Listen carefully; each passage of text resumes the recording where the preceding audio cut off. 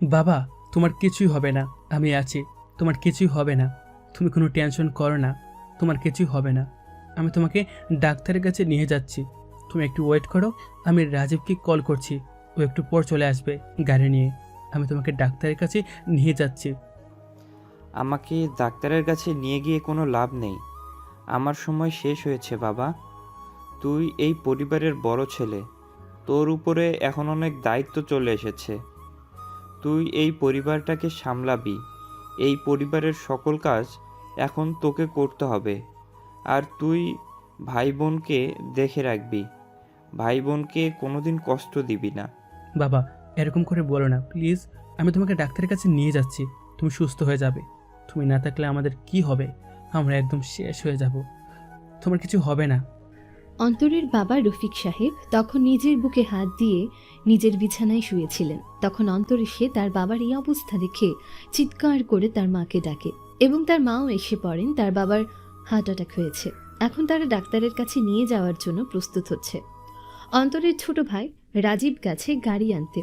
অন্তর এবং তার ভাই রাজীব আর তার ছোট বোন লামিয়াকে নিয়ে তাদের সুন্দর সাজানো সংসার। কিন্তু তারা মধ্যবিত্ত পরিবারের সন্তান, নিজেদের ইচ্ছা স্বাধীন চলতে পারে না। বাবা একজন সাধারণ ব্যবসায়ী, কোনো মতে তাদের দিন চলে যাচ্ছিল। কিন্তু কয়েকদিন ধরে তার বাবার শরীরটা খারাপ ছিল, তাই তারা আর অসহায় হয়ে পড়েছিল।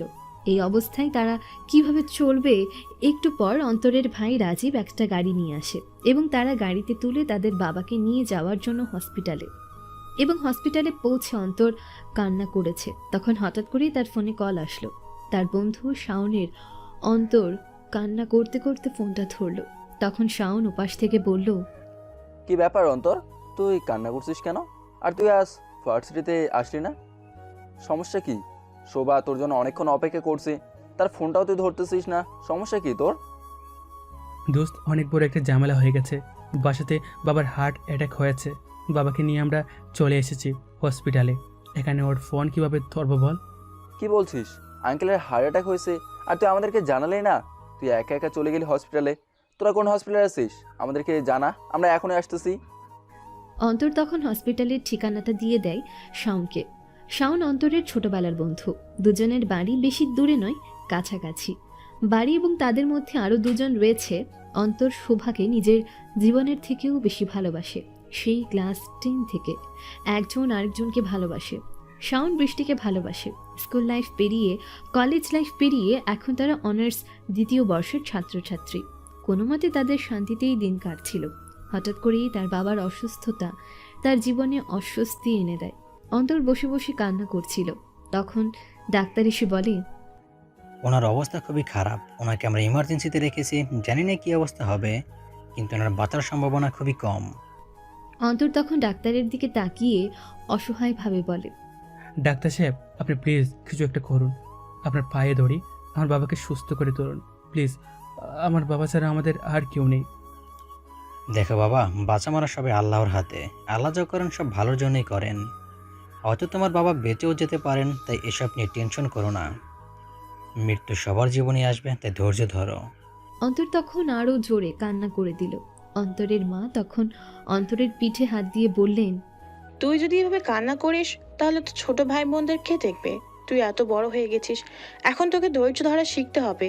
যদি তুই এভাবে কান্না করে যাস তাহলে তাদের কি অবস্থা হবে? তারা তো একদম ধ্বংস হয়ে যাবে। অন্তর তখন তার মায়ের কথায় কিছুটা স্বস্তিতে ফিরল। কারণ এখন যদি সে কান্না করে তাহলে রাজীব আর লামিয়া তো কান্না করতে করতে মরেই যাবে। অন্তর তখন তার ভাই বোনদেরকে নিয়ে জড়িয়ে ধরল এবং তাদেরকে বলতে শুরু করলো, তোরা কোনো চিন্তা করিস না, বাইয়া আছি তো। তোদের কোনো কষ্ট হতে দিব না। আমাদের বাবা সুস্থ হয়ে উঠবেন। আমি দেখছি বাবার কি করা যায়। তোরা ভরসা রাখ, বাবা সুস্থ হয়ে উঠবেন। কান্না করিস না প্লিজ। ভাইয়া, বাবার কিছু হয়ে গেলে আমরা বাঁচবো না। প্লিজ ডাক্তারকে বলো বাবা যাতে সুস্থ হয়ে যায়। বাবার কিছু হয়ে গেলে আমরা কিভাবে বাঁচবো? আমাদের সংসার কিভাবে চলবে? বাবাই তো আমাদের একমাত্র অবলম্বন।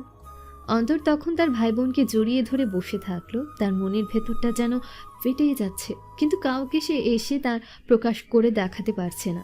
তখন হঠাৎ করেই সামনের দিকে তাকিয়ে দেখলো শাওন, বৃষ্টি আর শোভা আসছে। অন্তরের এই অবস্থা দেখে শোভা কান্না করে দিল। অন্তর নিচের দিকে তাকিয়ে কান্না করে যাচ্ছে। শাওন তখন অন্তরের পাশে বসে বলল, তুই যদি এভাবে কান্না করিস তাহলে তোর পরিবারের কি হবে? তোকে এখন শক্ত হতে হবে। তুই যদি এই পরিবারের হাল না ধরিস তাহলে পরিবার তো একদম ধ্বংস হয়ে যাবে। তোকে এখন এসব নিয়ে না ভেবে সঠিক মতো সিদ্ধান্ত নিতে হবে। তুই এখন চুপচাপ এখানে বসে থাক, দেখিস সামনে কি হয়। আমরা ডাক্তারের সাথে কথা বলে দেখি। অন্তর তখন সেখানে বসেই থাকলো। তার কোনো নড়াচড়া নেই, যেন একদম পাথর হয়ে গেছে। বাবার এই অবস্থা তাকে একদম ধ্বংস করে দিয়েছে। অন্তর তার বাবার সাথে খুবই ভালো, বন্ধুর মতো সম্পর্ক। তার বাবার কিছু হয়ে গেলে সে কিভাবে বাঁচবে? শোভা তখন অন্তরের পাশে বসে বলল, তোমাকে কি বলে সান্ত্বনা দিব আমি ভাষা খুঁজে পাচ্ছি না, কিন্তু তোমাকে এখন এসব করলে হবে না। তুমি কান্না থামো প্লিজ। আঙ্কেলের তো এখনো কিছু হয়নি, আমরা জানি আঙ্কেল সুস্থ হয়ে উঠবেন, তুমি কোনো টেনশন করো না। অন্তর তখন শোভার দিকে কিছুক্ষণ তাকিয়ে থাকলো। শোভাও কান্না করছে। নিজের ভালোবাসার মানুষকে এইভাবে কান্না করতে দেখলে কে শান্ত হয়ে থাকতে পারে? কিন্তু সে ভাষা হারিয়ে ফেলেছে। মানুষ কিছু কিছু সময় এমন অবস্থার সম্মুখীন হয়, সেই সমস্যাগুলোর সমাধান সে কোনোদিন করতে পারবে না। এই সমস্যার সম্মুখীন হওয়ার পর মানুষ একদম পাথর হয়ে যায়। অন্তরের অবস্থা ঠিক সেরকম। সে কথা বলতে পারছে না, শরীরের মধ্যে পাথর ভাব চলে এসেছে। সে চাইলেও নিজের ভেতর থেকে কথাগুলোকে প্রকাশ করতে পারছে না। অন্তর বসেছিল সেখানে, হঠাৎ করে ডাক্তার তার সামনে আসেন। সে ডাক্তারের দিকে তাকিয়ে কিছুটা ভয় পেয়ে যায়, কারণ ডাক্তারের মুখটা মলিন ছিল। ডাক্তার তখন তার সামনে এসে বলে, মিস্টার অন্তর, আমরা কিছুই করতে পারলাম না। আপনার বাবা মৃত্যুবরণ করেছেন। আপনাদের ধৈর্যের দরকার। এখন আপনারা প্লিজ ধৈর্য ধরুন। কথাটা শোনার পর অন্তর যেন পাথর হয়ে গেল। পাশে থাকা বোন আর ভাই চিৎকার করে তাকে জড়িয়ে ধরল। শোভাও কান্না করছে। কি করবে তারা এখন? তাদের সব কিছুতে ধ্বংস হয়ে গেল। এখন তাদের কি করা উচিত তারা কিছুই বুঝতে পারছে না। অন্তর পাথরের মতো তাকিয়ে আছে শোভার দিকে। শাওন তখন অন্তরকে জড়িয়ে ধরে বলল, দোস্ত প্লিজ তুই কিছু একটা বল। লামি আর রাজীব তো একদম শেষ হয়ে যাবে। তুই প্লিজ এরকম করিস না, আমার সাথে চল। আঙ্কেলের এখন যে কোনো একটা ব্যবস্থা করতে হবে, ওনাকে বাসায় নিয়ে যেতে হবে। দোস্ত, আমি এখন কি করব? আমার তো সব কিছু শেষ হয়ে গেল। বাবা ছাড়া আমাদের কে আছে বল? এখন আমি কিভাবে কি করব আমি কিছুই বুঝতে পারছি না। তুই ডাক্তারের সাথে কথা বল, আমার বাবাকে বাইরে নিয়ে যেতে হবে। আর রাজীব, লামিয়া, তোরা এতটা কান্না করিস না প্লিজ। ভাইয়া তো আছি, আমি তোদেরকে দেখে রাখবো। অন্তর তখন আস্তে আস্তে ডাক্তারের সাথে কথা বলল এবং তার বাবাকে বাসায় নিয়ে গেল। বাবাকে বাসায় নিয়ে যাওয়ার পর তারা দাফনের ব্যবস্থা করলো। তার মা কান্না করছেন। অন্তর তখন তার মায়ের কাছে গেল। তার মা তখন বললেন, তোর বাবা যেহেতু একজন ব্যবসায়ী ছিলেন, সেহেতু অনেকের সাথে লেনদেন থাকতেই পারে। তাই তুই ওনার দাফনের সময় বলে দিবি যাতে কারো লেনদেন হলে তোর সাথে যোগাযোগ করতে বা আমাদের বাসায় এসে যোগাযোগ করতে। আমাদের তো আর কেউ নেই। অন্তর তখন তার মায়ের কথা অনুযায়ী দাফনের পর সেটা বলে দেয় এবং একজন লোক তার সাথে দেখা করতে আসে। নাম তার আরিফ চৌধুরী। আরিফ চৌধুরী তখন দেখা করে বলে, অন্তর, আমি জানি তোমার অবস্থা এখন ভালো নাই। তোমার বাবা মৃত্যুবরণ করেছেন, কিন্তু তুমি হয়তো জানো না, তোমার বাবা যে সময় ব্যবসার কিছু লস হয় তখন আমার কাছ থেকে প্রায় 7 লক্ষ টাকা ঋণ নিয়েছিলেন। সেটা এখন আমার খুব দরকার। তুমি যদি এটার একটু ব্যবস্থা করে দিতে। অন্তর তখন এত টাকার কথা শুনে তার মাথায় বাজ পড়ে। সে এখন এত টাকা কোথায় পাবে? সে সাধারণ একজন স্টুডেন্ট, কিন্তু কোনো ইনকামের পথ নেই এখন তার বাবা মারা গেছেন। এখন কিভাবে সংসার চালাবে এটা নিয়ে সে চিন্তায় পড়ে গেছে। এর মধ্যে এত টাকা সে কোথায় পাবে? তবুও সে শান্ত গলায় বলে, আচ্ছা আঙ্কেল, আমরা তো এখন একটু ঝামেলায় আছি। আপনি শুধু আমাদের সাথে যোগাযোগ করবেন, আমি কিছুদিনের ভিতরেই আপনার টাকা পরিশোধের ব্যবস্থা করে দেব। দেখো বাবা অন্তর, আমার এখন হাতে সময় খুব কম এবং আমার টাকার প্রয়োজন। তুমি যত তাড়াতাড়ি সম্ভব এটার ব্যবস্থা করো, আমার টাকাগুলো দিয়ে দেওয়ার ব্যবস্থা করো। অনেক দিন ধরে তোমার বাবা এই টাকাটা নিয়ে আটকে রাখছে। আপনি প্লিজ আমাকে একটু সময় দিন, আমি আপনার টাকা দিয়ে দেব। আপনি কোনো চিন্তা করবেন না, আপনার টাকা আমরা নিয়ে নেব না। আপনি আপনার টাকা পেয়ে যাবেন। আমাদের অবস্থা দেখতেই পাচ্ছেন। এরপরও আপনাকে আমি বলছি, আমি যেভাবেই হোক আপনার টাকা পরিশোধ করে দেব। আচ্ছা ঠিক আছে, তাহলে তোমাকে আমি 1 মাস সময় দিলাম। 1 মাসের ভিতরে তুমি আমার টাকাটা দিয়ে দিবে, ঠিক আছে? বলি আরিফ সাহেব সেখান থেকে চলে গেলেন। অন্তর মাথায় হাত দিয়ে বসে পড়ল। এখন সে কি করবে? তার কাছে এত টাকা কোথা থেকে আসবে? সে এখনো ছাত্র জীবনে সে কিভাবে এত টাকা পাবে? তখন সে তার মায়ের সাথে পরামর্শ করতে যায়। রাজীব আর লামিয়াকে জানায় না, কারণ রাজীব আর লামিয়া এসব জানলে তারা টেনশনে করতে করতে মরে যাবে। তখন সে তার মায়ের সাথে গোপনে গিয়ে কথা বলে। তার মাকে বলে, আম্মু, বাবা আরিফ সাহেবের কাছ থেকে প্রায় 7 লাখ টাকা ঋণ নিয়েছিলেন, সেগুলো এখনও তাকে দিতে হবে। সে আমাকে বলেছে 1 মাসের মধ্যে তার টাকা পরিশোধ করতে, কিন্তু এত টাকা আমরা কোথা থেকে পাবো? আমি তো কোনো ইনকাম করি না যে এত টাকা দিয়ে দেবো তাকে। কি করবো বাবা বল, এখন আমাদের যে অবস্থা, এখন তার টাকাও তো দিতে হবে, সেটা প্রাপ্য। তাহলে তার টাকাটা তাকে দিয়ে দিতে হবে, কিন্তু আমরা এত টাকা পাবো কোথা থেকে পাবো? আমাদের তো এখন কোনো ইনকামের রাস্তা নেই, তোকেই কিছু একটা করতে হবে। তুই কোনো একটা কাজের ব্যবস্থা কর। আচ্ছা আচ্ছা আম্মু, তুমি কোনো টেনশন করো না, আমি দেখছি কি করা যায়। আমাকে তো এখন যে কোনোভাবেই হোক একটা কাজের ব্যবস্থা করতে হবে, না হলে তো আমাদের সংসারও চলবে না, আর ওনার টাকাও দিতে পারবো না। কিন্তু আমি এমন কি কাজ করব যাতে আমি 1 মাসের ভিতর 7 লক্ষ টাকা পেয়ে যাব? এত টাকা তো কোনো দিনও আমরা একসাথে পেয়ে যাব না, তাহলে ওনাকে আমরা কিভাবে টাকা পরিশোধ করব? আচ্ছা, আগে তো কোনো একটা কাজের ব্যবস্থা কর, এরপর আমরা দেখছি কি করা যায়। ওনাকে বুঝিয়ে বলবো, যদি উনি রাজি হয় তাহলে তুই আস্তে আস্তে পরিশোধ করে দিবি। ওনার সাথে পরে আমরা কথা বলবো, আগে তো আমাদের সংসারটাকে সামলাতে হবে, তাই না? অন্তর তখন মাথায় হাজারো চিন্তা নিয়ে পরবর্তী দিন যায় ভার্সিটিতে। তাকে ভার্সিটিতে দেখে সবাই অবাক হয়ে যায়, কারণ কালকেই তার বাবা মৃত্যুবরণ করেছেন। আজকে সে ভার্সিটিতে চলে এসেছে। শাওন তখন দৌড়ে গেল। দৌড়ে যাওয়ার পর গিয়ে অন্তরকে এনে এক জায়গায় বসে, তখন তারা 4 জন গোল হয়ে বসে। শাওন তখন বলে, অন্তর, তুই এত তাড়াতাড়ি ভার্সিটিতে চলে আসলি? তোর পরিবারের অবস্থা এখন দেখেছিস? এখন তোর পরিবারের পাশে থাকা জরুরি, কিন্তু তুই এখন ভার্সিটিতে চলে এসেছিস। ভার্সিটিতে পড়ে আসলেও পারতি। এটাই হতো আমার জীবনের শেষ ভার্সিটিতে আসা, তাই তোদেরকে দেখা দিতে চলে এসেছি। তোদের সাথে দেখা না করে কিভাবে চলে যাবো বল? আমার এখন যে কোনো একটা কাজের ব্যবস্থা করতে হবে। খালি একজন লোক এসেছিল, সে বাবার কাছে প্রায় 7 লাখ টাকা পায়। এখন আমরা কিভাবে এত টাকা পাবো? কি বলছিস? এত টাকা তোরা এখন কোথায় পাবি? এখন তো তোদের হাতে টাকা থাকার কথা নয়। আর আঙ্কেলের যে অবস্থা ছিল, তাতে তো তোদের এই টাকা পরিশোধ করা একদম অসম্ভব হয়ে পড়বে। সেটা নিয়ে তো চিন্তায় আছি। পরিবারের কাউকে বলতে পারছি না, শুধু আম্মু আর আমি জানি, আর কেউ জানে না। আমাদের কোনো এমন আত্মীয় স্বজন নেই যার এত টাকা দিবে। এখন আমরা কীভাবে এত টাকা ম্যানেজ করব? আমাকে যে কোনো একটা কাজ করতে হবে, কিন্তু কি কাজ করব সেটাই খুঁজে পাচ্ছি না। আমাকে এত তাড়াতাড়ি কাজ দেবে কে? আর এক কাজ করে এত টাকা আমি 1 মাসের ভিতর কিভাবে জমা করব? আচ্ছা, তুই এসব নিয়ে পরে টেনশন করলে হবে। এখন তুই এক কাজ কর, তুই যে কোনো একটা অফিসে যা, গিয়ে চাকরির ব্যবস্থা কর। চাকরি না করলে কিভাবে পরিবার চালাবি? শোভা তখন অন্তরের দিকে শুধু তাকিয়েছিল। কি বলবে কিছুই বুঝতে পারছে না। নিজের ভালোবাসার মানুষ এমন অবস্থায় দেখতে পারে কয়জন? শোভার বাবা একজন বিখ্যাত ব্যবসায়ী, তার কোটি কোটি টাকার সম্পত্তি, কিন্তু শোভা তার বাবা মায়ের উপর কোনো কথা বলতে পারবে না। শোভা চেয়েছিল আস্তে আস্তে অন্তরকে সে কথাটা বলবে।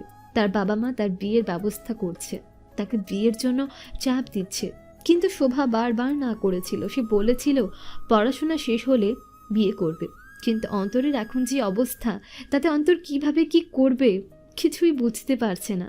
যদি এখন অন্তরকে এরকম মানসিক চাপ দেয় তাহলে তো অন্তর একদম মারা যাবে। তাই সে চুপচাপ বসেছিল, তার মনটা খারাপ হয়ে গেল। তখন শোভা অন্তরের কাছে এসে বলল, তুমি কোনো চিন্তা করো না, আমি জানি তুমি পারবে। তুমি চেষ্টা করে দেখো, তোমার যে কোনো একটা চাকরি ঠিকই হয়ে যাবে। আর চাকরি হয়ে গেলে তোমাকে আর কেউ কিছু করতে পারবে না, তুমি এগিয়ে যাবে। হেই অন্তর, তুমি যে কোনো একটা কাজের ব্যবস্থা করো, আমরা সবাই তোমার পাশে আছি। আমরা সব সময় তোমার পাশে থাকবো, তুমি কোনো টেনশন করো না। তোমার যখন যেই সাহায্য লাগে শুধু আমাকে বলবে, আমি তোমাকে সাহায্য করার চেষ্টা করব। বৃষ্টি, তোমাকে আমার কোনো সাহায্য করা লাগবে না, কিন্তু তুমি যে বলেছো এতেই আমি খুশি। তোমরা শুধু আমার পাশে থাকবে। তোমাদেরকে যদি আমি এখন পাশে না পাই তাহলে আমি একদম শেষ হয়ে যাব। আমি আমার পরিবারকে নিয়ে খুব চিন্তায় আছি। হঠাৎ করে বাবা মারা গেলেন, এখন আমি কি করব কিছুই বুঝতে পারছি না। অন্তর তখন সেখান থেকে সবাইকে বিদায় জানিয়ে নিজের বাসায় চলে গেল। বাসায় গিয়ে চিন্তা করতে লাগলো পরবর্তী দিন থেকে সে চাকরির জন্য ইন্টারভিউ দিবে। ওদিকে শোভা নিজের বাসায় যাওয়ার পর তার আব্বু তার সামনে এসে বললেন, শোভা, তোমাকে আমি বলেছিলাম না তোমার বিয়ের ব্যাপারে কথা বলতে? তোমাকে 1 বছর ধরে বলছি যে আমার বন্ধুর ছেলে ইরফানের সাথে তোমার বিয়ে দিতে, কিন্তু তুমি তো কিছুই বলছো না। বাবা, তোমাকে আমি বলছি, আমার পড়াশোনা শেষ হলে আমি বিয়ে করব। প্লিজ, আমি নিশ্চয়ই বিয়ের জন্য বলবো। শোভা, তুমি আমাকে লুকানোর চেষ্টা করো না। আমি অনেক দিক থেকে শুনেছি যে তুমি একটা ছেলের সাথে ঘোরাঘুরি করো। এসব বাদ দিয়ে দাও, আর পড়াশোনা করার দরকার নেই। আর আমি ইরফানের সাথে কথা বলবো, সে তোমাকে নিয়ে পড়াশোনা করাবে। পড়াশোনা তো তুমি বিয়ের পরেও করতে পারবে, এখন বিয়েটা করে নিলেই তো হয়ে যায়। শোভা তখন আর কোনো কথা না বলে নিজের রুমে চলে যায়। সে কি করবে কিছুই বুঝতে পারছে না। এখন যদি সে অন্তরকে এসব বলে, অন্তর নিশ্চিত আত্মহত্যা করবে, কিন্তু অন্তরকে না বললেও তো সমস্যা। তখন সে রুমে বসে কান্না করতে থাকে। এই পরিস্থিতির মোকাবেলা তারা কিভাবে করবে? পরের দিন সকাল হতেই অন্তর বেরিয়ে পড়ে চাকরির ইন্টারভিউ দেওয়ার জন্য। একটা অফিসে যায়, সেখানে গিয়ে ইন্টারভিউ দেয়। ভালো ইন্টারভিউ দিল, কিন্তু শেষের একজন ম্যানেজার তার সামনে এসে বলল, মিস্টার অন্তর, আপনার যোগ্যতা আমরা দেখেছি। আপনি স্টুডেন্ট হলে কি হবে? আপনার মধ্যে আলাদা একটা যোগ্যতা আছে, আপনি পারবেন এই অফিসে চাকরি করতে। কিন্তু একটা সমস্যা আছে। কি সমস্যা স্যার? আমাকে বলুন। আমার এই চাকরিটা খুব দরকার। এই চাকরি না হলে আমার পরিবার পথে বসে যাবে। আপনি প্লিজ এই চাকরিটার ব্যবস্থা করে দিন। আপনি কী চান বলুন। দেখুন অন্তর, যে কোনো কাজ পেতে হলে কিন্তু আগে ইনভেস্টমেন্টের দরকার আছে। তোমাকে কিছু টাকা ইনভেস্ট করতে হবে, না হলে তুমি কিভাবে এই চাকরি পাবে? অন্তর তখন কথাটা শুনে আশ্চর্য হয়ে যায়। লোকটা কি কথা বলার চেষ্টা করেছে? তার মানে কি সে ঘুষের কথা বলছে? অন্তর তখন সোজাসুজি বলে দেয়, আপনি কি আমাকে ঘুষের জন্য বলতেছেন? আরে কি বলতেছো? ঘুষের কথা কেন বলবো তোমাকে? শুধু এটাই বোঝানোর চেষ্টা করছি যে যে কোনো কাজ করতে হলে তোমাকে প্রথমে ইনভেস্ট করতে হবে। সেই জন্য এই চাকরিটা যেহেতু তোমাকে ভালো একটা স্যালারি দিবে, সেজন্য তোমাকে আগে কিছু টাকা ইনভেস্ট করতে হবে। তুমি শুধু চাকরিটা কনফার্ম করার জন্য কিছু টাকা দিবে, আর কিছুই না। আপনি আমাকে সোজাসুজি না বলে এত গড়িয়ে পেঁচিয়ে কথা বলছেন কেন? আমি বুঝতে পেরেছি আপনি ঘুষের কথাই বলছেন, কিন্তু বিশ্বাস করুন, আমার পরিবারের এখন যে অবস্থা, তাতে আমার পক্ষে কোনো টাকা দেওয়া সম্ভব নয়। আর আপনি কত টাকা দাবি করছেন? দেখো, তুমি যখন এত করে বলতেছো, তখন আমি তোমার জন্য কিছুটা কম রাখতে পারি। দেখো, তুমি এই চাকরিটা করলে তোমাকে মাসে প্রায় 30,000 টাকা স্যালারি দেওয়া হবে। এতে করে তোমাকে এই চাকরিটা পেতে হলে প্রথমে তোমাকে প্রায় 2 লাখ টাকা দিতে হবে। যদি তুমি 2 লাখ টাকা ইনভেস্ট করতে রাজি থাকো, তাহলে তোমাকে এই চাকরি দেওয়া হবে। অন্য কেউ হলে আমি 5 লাখ টাকা বলতাম। দেখো, এখানে অনেক এসেছে এরকম যে 5 লাখ টাকা দিতে পারবে, কিন্তু তোমার অবস্থা দেখে আমি 2 লাখ টাকা বললাম। অন্তরের মাথায় বাজ পড়ে। সে 2 লাখ টাকা কোথা থেকে পাবে? এমনিতেই সে সমস্যায় আছে, এর মধ্যে 2 লাখ টাকা সে কোথা থেকে পাবে? তখন সে সেখান থেকে চলে আসে, কারণ এখন সে কী করবে কিছুই বুঝতে পারছে না। বিকালে নিজের রুমে বসে মাথায় হাত দিয়ে চিন্তা করছিল। হঠাৎ করে তার ফোনটা বেজে ওঠে। ফোনটা হাতে নিয়ে দেখে শোভা কল করেছে। হ্যাঁ শোভা, বলো। অন্তর, তুমি কোথায়? তোমার সাথে আমি একটু দেখা করতে চাই। প্লিজ, তুমি একবার আমাদের বাড়ির পাশে ওই রেস্টুরেন্টের সামনে আসো। আচ্ছা ঠিক আছে, তুমি ওয়েট করো, আমি আসতেছি। অন্তর তখন শোভার দেওয়া ঠিকানা অনুযায়ী সেই রেস্টুরেন্টে চলে যায়। সেখানে গিয়ে দেখে শোভা বসে আছে, তার মুখটা মনমরা। অন্তর তখন নতুন কিছু ভয়ের আভাস পাচ্ছিল। অন্তর তখন সামনে গিয়ে বলে, শোভা, তোমাকে এমন দেখাচ্ছে কেন? তোমার মুখের দিকে তাকিয়ে কেমন জানি মনে হচ্ছে। তোমার কি হয়েছে আমাকে বলো। আমার কিছু হয়নি অন্তর। তোমার কি চাকরি হয়েছে? তুমি কি চাকরির ইন্টারভিউ দিতে গিয়েছিলে? বলো আমাকে। শোভা, আমি চাকরির ইন্টারভিউ দিতে গিয়েছিলাম, কিন্তু সেখানে চাকরি পাওয়ার জন্য অনেক টাকা ঘুষের প্রয়োজন, কিন্তু আমার কাছে এখন একটা টাকাও নেই যে আমি ঘুষ দেব। তুমি জানো আমার পরিবারের অবস্থা, আমি কিভাবে ঘুষের টাকা দিব বলো। অন্তর, আমি তোমাকে একটা কথা বলতে চাই, কিন্তু কিভাবে বলবো বুঝে উঠতে পারছি না। তবুও আমার তো বলতেই হবে। অন্তর, তোমাকে এই কথাটা আমি এখন বললে তোমার হয়তো অনেক টেনশন হবে, কিন্তু আমি না বলেও থাকতে পারছি না। আমার বাবা আমাকে বিয়ের জন্য চাপ দিচ্ছে। আমি তোমার কথা কিভাবে পরিবারে বলবো? তুমি কোনো কাজও করছো না, তুমি একটা চাকরির ব্যবস্থা করো, এতে করে আমি আমার পরিবারকে কিছু একটা বলতে পারবো। অন্তর এই ভয়ের আভাস পাচ্ছিল। সে বুঝতে পারছিল শোভা তাকে এতদিন থেকে লুকাচ্ছে। শাওন তাকে আগেও বলেছিল এই বিষয়টা। বৃষ্টি আর শাওনের কাছ থেকে সে আগেই শুনেছিল এসব ব্যাপারে, কিন্তু কোনোদিন শোভা তাকে সরাসরি বলেনি। আজ সরাসরি বলে দিল। অন্তর তখন বলল, শুভা, তুমি কোনো টেনশন করো না, আমি একটা চাকরির ব্যবস্থা করে নিই। এরপর তোমার বাবা মায়ের সাথে আমি কথা বলবো। আমার পরিবার গিয়ে তোমার বাবা মায়ের সাথে কথা বলবে। তুমি কোনো চিন্তা করো না, আমি তাড়াতাড়ি একটা চাকরির ব্যবস্থা করছি। শোভার মুখে তখন কিছুটা হাসির ঝলক দেখতে পায় অন্তর। অন্তরের মনটাও খুশি হয়ে যায়, কারণ নিজের ভালোবাসার মানুষকে এতক্ষণ মনমরা দেখে তার মনের ভেতর কষ্ট হচ্ছিল। শোভা তখন অন্তরকে বলে, চলো, তুমি মনে হয় 2 দিন থেকে কিছুই খাওনি, এখানে আসো, কিছু খেয়ে যাও। অন্তর না করলেও শোভা জোর করে নিয়ে কিছু খাইয়ে দেয়। এরপর তারা সেখান থেকে চলে আসে। আসার সময় শোভা পেছন থেকে ডাক দিয়ে বলে, অন্তর, একটা কথা বলতে চাই। শোভার চিল্লানি শুনি অন্তর পেছন দিকে ফিরে তাকায়। তখন শোভাকে ইশারায় জিজ্ঞেস করে কি। তখন শোভা বলে, ভালোবাসি অন্তর। অন্তর কথাটা শুনে মুচকি হেসে পেছন ফিরে তাকিয়ে বলে, আমিও তোমাকে অনেক ভালোবাসি পাগলি। অন্তর এতক্ষণ চোখের জল আটকে রেখেছিল, কিন্তু বাসায় এসে হাউমাউ করে কাঁদতে শুরু করে। কারণ সে এখন কিভাবে চাকরির ব্যবস্থা করবে। আর শোভার বাবা অনেক ধনী লোক, তার সাথে কি তার মেয়ের বিয়ে দেবে? এসব ভাবতে ভাবতে সে ঘুমিয়ে পড়ে। যখন ঘুম থেকে ওঠে তখন দেখে রাত হয়ে গেছে। অন্তর তখন নিচে যায়। যাওয়ার পর রাজীব বলে, ভাইয়া, আমি এখন একটা কোনো কাজ করতে চাই, তুমি প্লিজ আমাকে না করো না। আমি একটা কাজ করব যাতে আমার পরিবারটা চলে। অন্তর নিজের ভাইয়ের মুখে এমন কথা শুনে কান্না করে দেয়। সে কি বলবে কিছুই বুঝতে পারছে না। তার ছোট ভাইটা কাজ করতে যাচ্ছে এসব ভাবছে। সে তখন দৌড়ে গিয়ে রাজীবকে জড়িয়ে ধরে বলে, প্লিজ ভাই, তুই এরকম কথা বলিস না। তুই এখন কাজ করবি কেন? ভাই এখনো বেঁচে আছে। আমি যতদিন বেঁচে থাকবো তোদের কোনো কাজ করতে দিব না। তোরা কোনো টেনশন করিস না, আমি একটা চাকরির ব্যবস্থা করতেছি। আমি কালকে গিয়েছিলাম ইন্টারভিউ দিতে, আমার চাকরি হয়ে যাবে। তুই কোনো চিন্তা করিস না ভাই, তোকে কোনো কাজ করতে হবে না। তুই কোনো কাজ করবি না, তুই পড়াশোনা নিয়ে ব্যস্ত থাক। এসব নিয়ে টেনশন করিস না প্লিজ। কিন্তু ভাইয়া, তুমি কি একা পারবে এসব? তোমার ওপর এখন অনেক চাপ। একদিকে যেমন আরিফ চৌধুরীর টাকার দরকার, সেরকম আমার পরিবারের তো টাকার প্রয়োজন। তুমি এত টাকা কোথা থেকে পাবে? তুমি এত কাজ করলে তো অসুস্থ হয়ে পড়বে। আমি একটা কাজ করতে চাই, প্লিজ আমাকে না করো না। রাজীব, তুই কোনো চিন্তা করিস না, ভাই একটা কাজের ব্যবস্থা করে নিব। বলেছি তো তোকে, তাহলে তুই কেন এত টেনশন করছিস? কেন? আমি একটা কাজের ব্যবস্থা করে নিলে সব কিছুর সমাধান হয়ে যাবে। তুই এসব নিয়ে টেনশন না করে নিজের পড়াশোনা নিয়ে ভাব। তখন তারা ডিনার করে নিজেদের রুমে চলে যায়। অন্তর আর তার মা বসে আছে। অন্তর তখন তার মাকে বলে, আম্মু, আমি গিয়েছিলাম একটা অফিসের চাকরির জন্য। সেখানে আমি ইন্টারভিউ দিয়েছিলাম, ভালো ইন্টারভিউ দিয়েছিলাম, কিন্তু তারা আমার কাছে 2 লক্ষ টাকা ঘুষ চাইছে। আমি কিভাবে ঘুষের টাকা দেব? ঘুষের টাকা দিয়ে আমি কিভাবে চাকরি করব বলো? আমাকে তো এখন ভালো একটা চাকরি করতে হবে, কিন্তু ভালো চাকরি করতে গেলে অনেক টাকার ঘুষের প্রয়োজন। আমি এত টাকা পাবো কোথা থেকে বলো? কিন্তু বাবা, এখন তো আমাদের এর টাকার প্রয়োজন। টাকা না হলে কিভাবে কি করবি? আমি দেখি তোর মামার সাথে কথা বলে, যদি তোর মামা তোর জন্য কোনো একটা ব্যবস্থা করে দেয় তাহলে তো ভালোই হয়। কালকে তোর মামা মামি আসবে আমাদের সাথে দেখা করতে, তখন আমি তোর মামাকে বুঝিয়ে বলবো।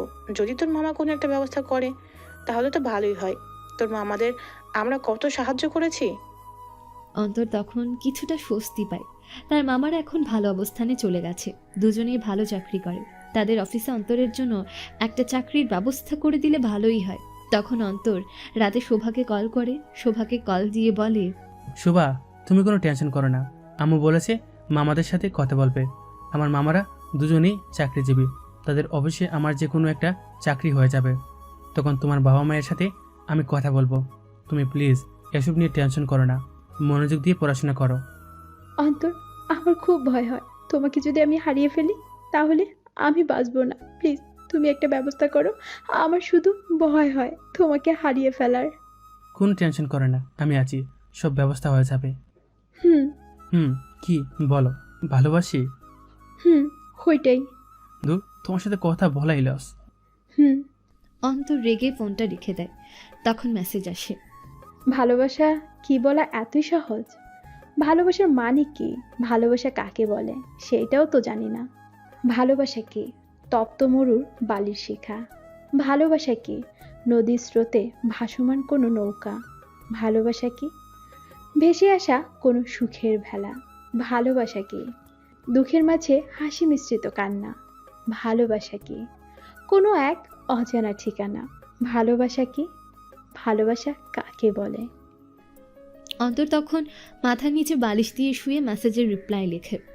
ভালোবাসার সংজ্ঞা আমি জানি না, তবে আমার কাছে ভালোবাসা মানে অদ্ভুত এক অনুভূতি। ভালোবাসা মানে আবেগের পাগলামি। ভালোবাসা মানে কিছুটা দুষ্টমি। ভালোবাসা মানে শুধু কল্পনাতে ডুবে থাকা। ভালোবাসা মানে অন্যের মাঝে নিজের ছায়া দেখা। আমার সাথে যা ঘটে সেটাই ভালোবাসা। মেসেজটা সেন্ড করে বারান্দায় যায়। অন্তর হালকা হালকা বৃষ্টি পড়ছে। বাইরে তার বাবার সাথে বসে টিনের চালে পড়া বৃষ্টির শব্দের সাথে সুর মিলালো। অন্তর এখন সেই সুর কোথায় পাবে? মনে মনে বলেই, বাবা কেন ছেড়ে গেলে আমায়? কি দোষ ছিল আমার? বাবা বেঁচে থাকতে কোনোদিনও বলতে পারেনি ভালোবাসি তোমায়। হয়তো মনের ভিতর ছিল, কিন্তু মুখের আবেগগুলো কোনোদিনও তোমাকে বলা হয়নি। কোনোদিনও সামনে দাঁড়িয়ে বলতে পারেনি তোমায় নিয়ে আমার মনে বানানো হাজার কবিতা। প্রিয় বাবা, আর চিৎকার করে বলছি তোমাকে বড্ড ভালোবাসি। তোমাকে বড্ড ভালোবাসি আমি। ভালোবাসি তোমাকে। এইসব ভাবছিল আর কান্না করছিল।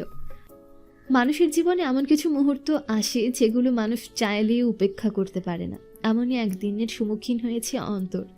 একটা মা সন্তানের জন্য কি, সেটা শুধু সেই সন্তানেরাই বুঝতে পারে যারা মা হারিয়েছে। মায়ের প্রতি মানুষের কতটা ভালোবাসা, কতটা আবেগ কাজ করে, সেটা হয়তো ভাষায় প্রকাশ করা আমার মতো অধমের পক্ষে সম্ভব না। কিন্তু জীবিত থাকা অবস্থায় আমরা মাকে কতটুকু সম্মান করি, কতটুকু তার অধিকারটা দিই। কিন্তু যাদের মানি তারা এই বিষয়টা খুব উপলব্ধি করতে পারে। মায়ের শাসনগুলো আমাদের কাছে এখন বিরক্ত মনে হয়, কিন্তু একদিন এই শাসনগুলোই অনেক মিস করবে একদিন। তাই সবার কাছে একটাই অনুরোধ, যাদের মা আছে তারা মাকে সম্মান করুন। মা বাবার চেয়ে আপনজন এই পৃথিবীতে কেউ নেই। যদি মায়ের শাসন বিরক্ত মনে হয়, যদি মায়ের শাসনগুলো আপনার কাছে অসহ্য মনে হয়, তাহলে আপনি মনে করবেন আপনি খারাপ পথে চলছেন। যেদিন মায়ের শাসনগুলো আপনার কাছে ভালো লাগা শুরু হবে, তখন মনে করবেন আপনি সঠিক পথে আছেন।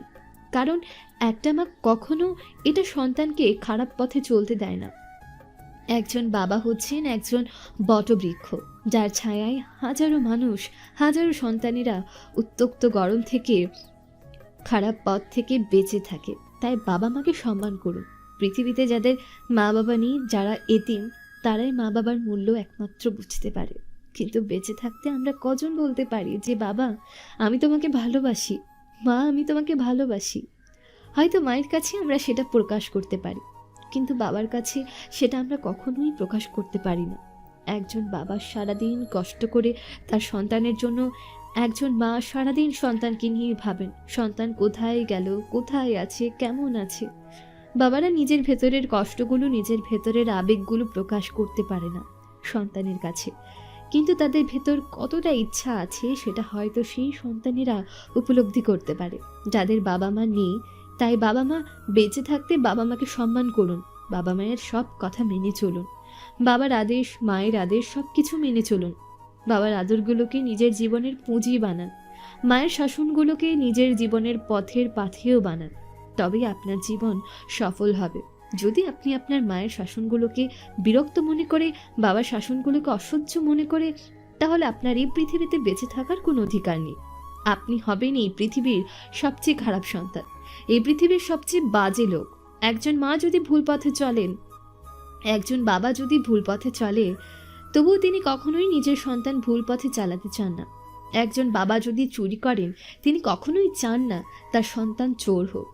একজন মা যদি খারাপ কাজ করেন, তখন তিনি কখনোই চান না তার সন্তানও এরকম খারাপ কাজে জড়িয়ে পড়ুক। হয়তো পরিস্থিতির শিকার হয়ে অনেকেই খারাপ পথে পা বাড়িয়েছে, কিন্তু তারা কখনোই চায় না নিজের পরবর্তী প্রজন্মগুলো এরকম হোক। বাবারা বড্ড অদ্ভুত হয়, তাদের বোঝার ক্ষমতা কারোর থাকে না। তাদের বুঝতে হলে তাদের অবস্থানে যেতে হয়, সেটা আমি পারবো না। অন্তর তখন আবার ফোনে মেসেজটা চেক করে। আমি তোমাকে প্রচণ্ড ভালোবাসি অন্তর, তোমাকে ছাড়া আমি বাঁচবো না। তুমি যে করে হোক একটা ব্যবস্থা করো। বাবা আমাকে এত চাপ দিচ্ছে, এখন বাবার কথা মানতেও আমি বাধ্য। না মানলে আমি কিভাবে চলবো বলো? বাবা আমাকে ছোটবেলা থেকে এত বড় করেছেন, এখন আমি বাবার কথাও মানতে পারছি না, আর তোমাকেও ছাড়তে পারছি না। আমি বড় এক দোটানায় পড়ে গেছি, তুমি আমাকে প্লিজ এখান থেকে রক্ষা করো। অন্তর ফিরিয়ে কি মেসেজ দেবে সে ভেবে পাচ্ছে না। এভাবে পুরো রাতটা না ঘুমিয়ে কাটিয়ে দেয়। পরের দিন সকালে সে অপেক্ষা করতে থাকে তাকে কিভাবে কি করবে। তখন তার মামা মামি আসে, তাদের সাথে সব বিষয়ে আলোচনা করে। সে অন্তরকে ডেকে নিয়ে যায়। তার মামা মামি আর তার মা লামিয়া আর রাজীবকে তারা আলাদা রুমে পাঠিয়ে দেয়, কারণ তারা কিছু গুরুত্বপূর্ণ কথা বলবে যেটা লামিয়া আর রাজীব শুনবে না। দেখো ভাইয়া, আমার স্বামী মারা গেছেন। এখন আমি খুব বড় একটা সমস্যায় পড়ে গেছি। তোমাদের তো ভালো চাকরি আছে, তোমরা দেখো যদি আমার ছেলেটার জন্য একটা ব্যবস্থা করতে পারো।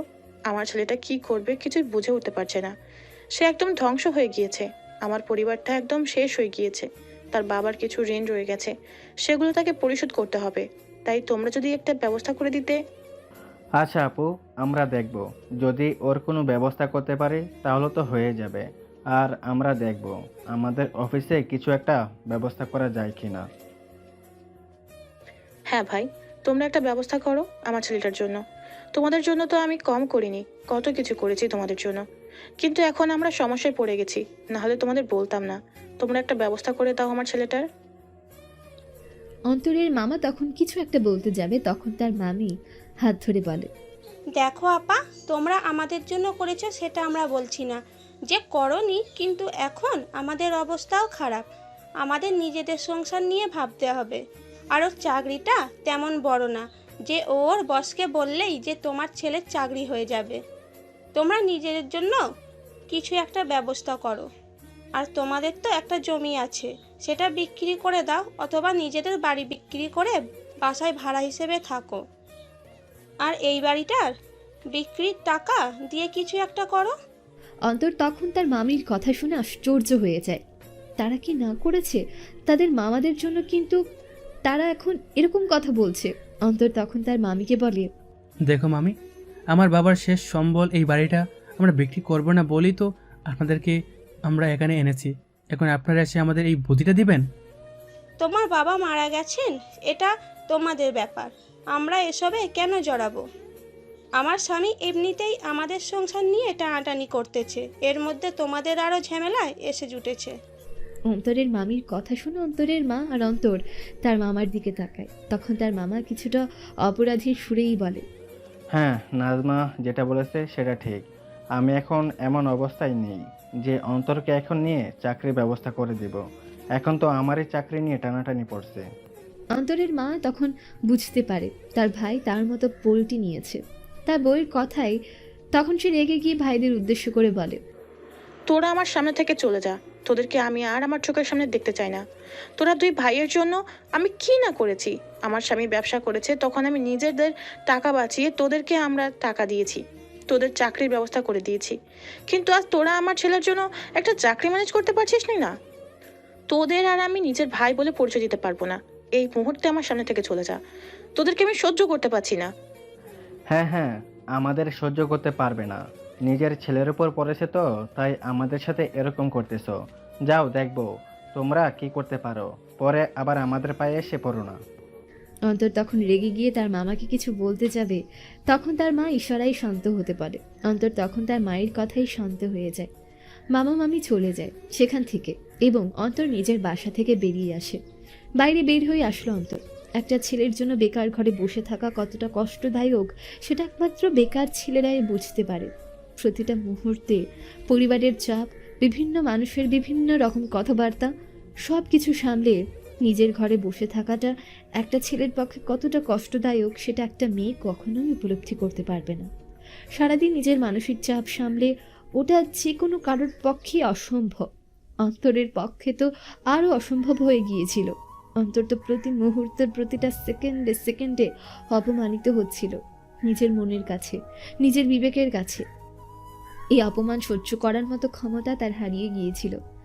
মানুষের ধৈর্যের একটা সীমা থাকে, কিন্তু যখন সেই সীমা লঙ্ঘন হয়ে যায় তখন মানুষ পাথরের মতো হয়ে যায়। অন্তর এখন পাথর হয়ে গেছে।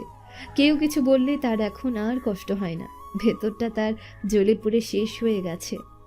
রাস্তার পাশে দাঁড়িয়ে বিভিন্ন চাকরিজীবী মানুষদের আসা যাওয়ার দৃশ্য দেখছিল। এক সময় সেও এরকম যাওয়া আসা করবে, এটাই স্বপ্ন। নিজের ভাই বোনদের খরচগুলো দিতে পারবে, বড্ড ইচ্ছা। কিন্তু হায়, এমন একদিন আসলো যেদিন শুধুমাত্র একটা চাকরির জন্য তাকে রাস্তাঘাটে অপমানিত হতে হচ্ছে, এমনকি তার নিজের মায়ের কাছে অপমানিত হতে হচ্ছে। একটা ছেলে যখন নিজের ঘরে বেকার অবস্থায় বসে থাকে তখন পরিবারের কেউই তাকে পছন্দ করে না। কিন্তু একটা চাকরি জোগাড় করা কতটা কষ্টকর সেটা কি কেউ জানে? আজ দেশের প্রায় অর্ধেক মানুষ বেকার ঘোরাফেরা করছে, কিন্তু আমাদের সমাজে এখন নারীরা প্রাধান্য পাচ্ছে। নারীরা প্রাধান্য পাচ্ছে বলতে বোঝানো হচ্ছে যে কোনো ক্ষেত্রে নারীদেরকে সহজ পথ দেখানো হচ্ছে। যখন একটা ঘরের মধ্যে 2টা মেয়ে চাকরিজীবী হয় তখন তাদের টাকায় কখনোই একটা সংসার চলে না, পুরুষের টাকায় সংসার চলে। যদি কোনো একটা স্থানে 20 জন পুরুষ চাকরিজীবী হয় তখন সেই 20 জন পুরুষের টাকায় 20টা সংসার চলে। কিন্তু 10টা মেয়ে চাকরিজীবী হলে সে 10টা মেয়ের টাকায় হয়তো 20টার মধ্যে মাত্র 2টা মেয়ে এমন পাওয়া যাবে যাদের টাকায় সংসার চলে। বাকিরা সবাই শখের বসে চাকরি করে। কিন্তু এই শখের বসে চাকরির কারণে কতটা ছেলেকে বেকার ঘুরতে হয় সেটা কেউ কখনো কল্পনাও করে না। যেখানেই যাবেন এখন দেখবেন নারীটা সুবিধা পাচ্ছে, কিন্তু এই নারীবাদী সমাজের ক্ষেত্রে পুরুষেরা অবহেলার শিকার হচ্ছে। আগে নারীরা অবহেলিত ছিল, বারবার তাদেরকে অপমান অত্যাচার করা হতো, কিন্তু এখন নারীরা উপযুক্ত সম্মান পাচ্ছে, কিন্তু পুরুষরা অবহেলিত। আমি নারীবাদী সমাজের বিরোধিতা করছি না, শুধু এটাই বলতে চাচ্ছি যে কোনো জায়গায় যোগ্যতার ক্ষেত্রে যে চাকরি পায় সেখানে সে চাকরি পাক, এতে কোনো সমস্যা নেই। কিন্তু কেউ যদি কোনো বিশেষ সুবিধার কারণে চাকরি পায় তাহলে সেটা খুবই কষ্টদায়ক অন্যদের জন্য। কারণ যখন একটা ছেলে শৈশব পেরিয়ে যুবক হয়ে যায় তখন তার উপর অনেক দায়িত্ব এসে পড়ে। নিজের ভাইয়ের দায়িত্ব, বোনের দায়িত্ব, বাবা মায়ের দায়িত্ব, সংসারের দায়িত্ব, ছেলে মেয়েদের দায়িত্ব, কত হাজার রকমের দায়িত্ব এসে মানুষের কাঁধে পড়ে। সেই দায়িত্বগুলো সামলাতেই ছেলেদেরকে দিনের পর দিন কষ্ট করতে হয়। কিন্তু যখন একটা ছেলে বেকার করে বসে থাকে তখন তার সেই দায়িত্বগুলো কে পালন করবে?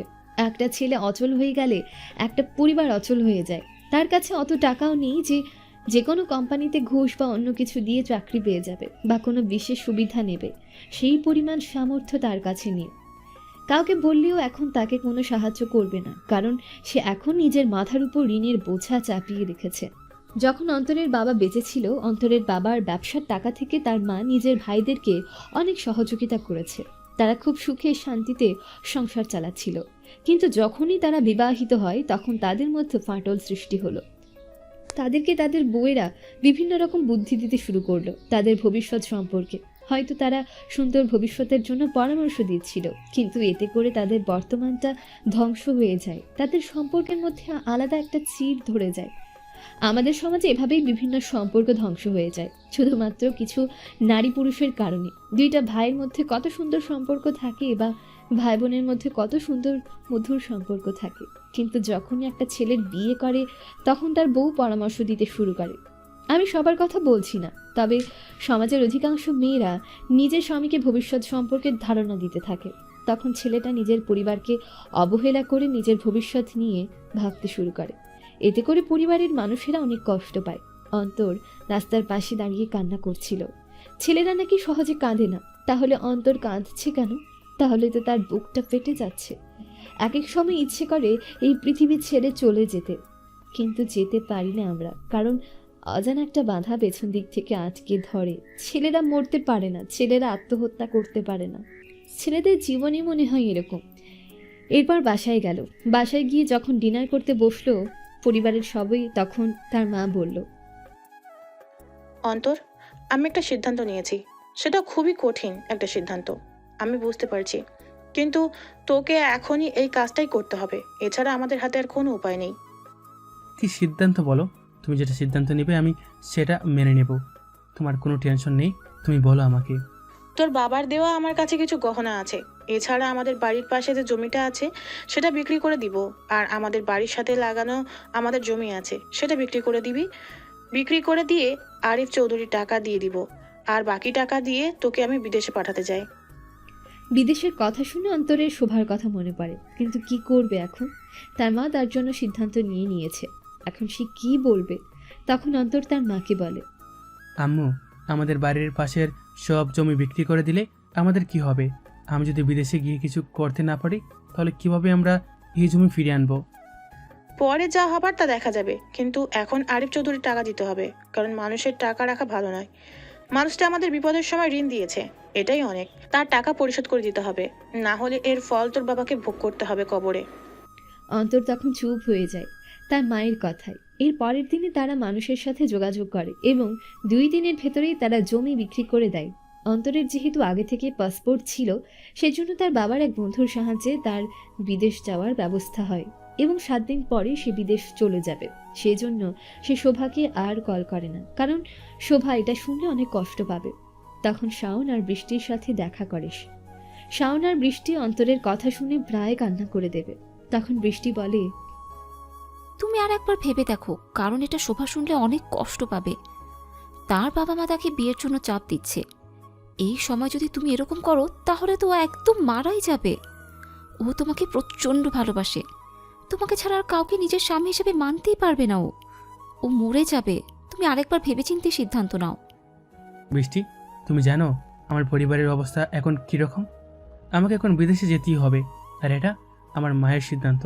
আমি আমার মায়ের সিদ্ধান্তের উপর কোনো কথা বলতে পারবো না। আর আমার পরিবারের যে অবস্থা, তাতে এখন আমার ইনকামের দরকার। যদি আমি টাকা ইনকাম না করতে পারি তাহলে আমার পরিবার চলবে কী করে? আর আমার মা অনেক অপমান সহ্য করেছে, আর আমি চাই না আমার মা কোনো অপমান সহ্য করুক। কিন্তু বন্ধু, তুই চলে গেলে শোভার কি হবে? শোভা তো একদম ধ্বংস হয়ে যাবে। সে তোকে অনেক ভালোবাসে। আমি কিভাবে সবাইকে বোঝাবো ওর বাবা মা ওকে বিয়ে দিয়ে দেবে? তখন তোর কি হবে? তুইও তো সবাইকে নিজের জীবনের চেয়েও বেশি ভালোবাসিস। যদি আমার ভাগ্যে থাকে তাহলে আমি শুভাকে পেয়ে যাব। তোরা কোনো টেনশন করিস না।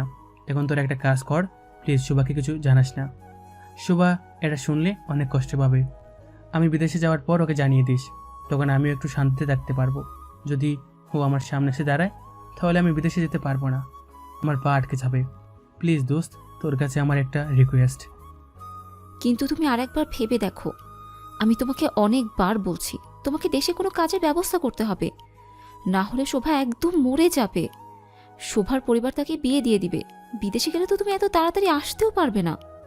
বৃষ্টি, তোমাকে আমি আগেও বলেছি, এবারও বলছি, আমার কাছে কিছুই করার নেই।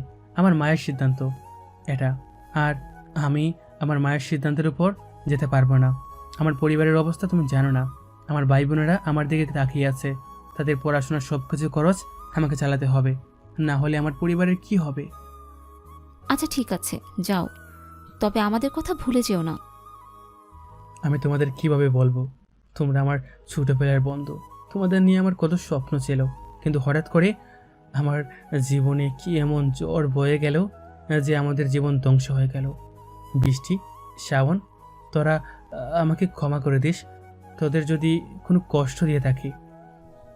বলেই কান্নায় ভেঙে পড়ল অন্তর। বৃষ্টি আর শাওনও কান্না করছে। তাদের 3 বন্ধুর কান্নাতে যেন আকাশ মাটি কেঁপে উঠেছে। সঙ্গে সঙ্গে বৃষ্টি শুরু হলো। এরপর তারা নিজেদের বাসায় ফিরে আসলো। বাসায় আসার পর থেকে অন্তর কান্না করছে, লুকিয়ে লুকিয়ে। মায়ের সামনে কান্না করতে পারছিল না। তখন হঠাৎ করেই তার মা তার পেছনে দাঁড়িয়ে বলল, আমি জানি বাবা, তোকে অনেক কষ্ট দিয়ে ফেলেছি, কিন্তু বিশ্বাস কর, আমার হাতে কিছুই করার নেই। তোকে এখন যেতেই হবে, না হলে আমার পরিবারের কি হবে, তোর ভাই বোনেদের কি হবে? অন্তর তখন পেছনে ফিরে তার মাকে জড়িয়ে ধরল। এভাবে 7 দিন কেটে গেল। আজ অন্তর চলে যাচ্ছে বিদেশে। প্লেনে বসে আছে, তার মা ভাই বোনেরা তাকে বিদায় দিতে এসেছে। সবার দিকে তাকিয়ে সে বিদায় জানিয়ে চলল দুবাইয়ের উদ্দেশ্যে। যাওয়ার পথটা যেন মনে হচ্ছিল তার কাছে জাহান্নামের পথ। কি এমন কষ্ট তার ভেতরে চেপে বসেছিল। এদিকে শোভা কল করতেই আছে অন্তরকে, কিন্তু অন্তরের ফোন বন্ধ।